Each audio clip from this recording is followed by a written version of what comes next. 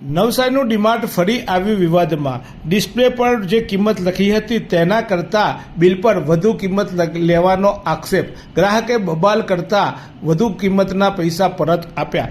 બોર્નવિટા ખરીદવા ગયેલા ગ્રાહકને ડિસ્પ્લે પર 338 રૂપિયા લખ્યા હતા, એટલે ગ્રાહકે એ બોર્નવિટા લીધી અને જ્યારે બિલ બનાવ્યું ત્યારે 349 રૂપિયાનું બિલ આપવામાં આવ્યું। જોકે ગ્રાહકે બબાલ કરતાં ડીમાર્ટના કર્મચારીઓએ દાદાગીરી કરી હતી, પરંતુ પોલીસ બોલાવ્યા બાદ ગ્રાહકને ઉપરના જે 11 રૂપિયા હતા તે પરત આપવામાં આવ્યા। ડીમાર્ટના કર્મચારીઓની સતત દાદાગીરી અને પોલીસ જ્યારે ઘૂંટણીએ પડી હોય તેમ પોલીસ જ્યારે પણ બોલાવવામાં આવે છે ત્યારે ત્યાં સમાધાનકારી વલણ અપનાવી ગ્રાહક અને ડીમાર્ટના કર્મચારીઓ એટલે કે મેનેજરો સાથે સમાધાન કરાવી દેવામાં આવે છે।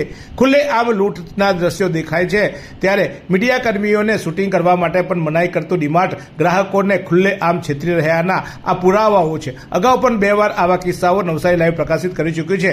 ડીમાર્ટના જે પણ સંચાલકો છે એ ગ્રાહકોને ન છેતરે તેવી નવસારી લાઈવની અપીલ છે।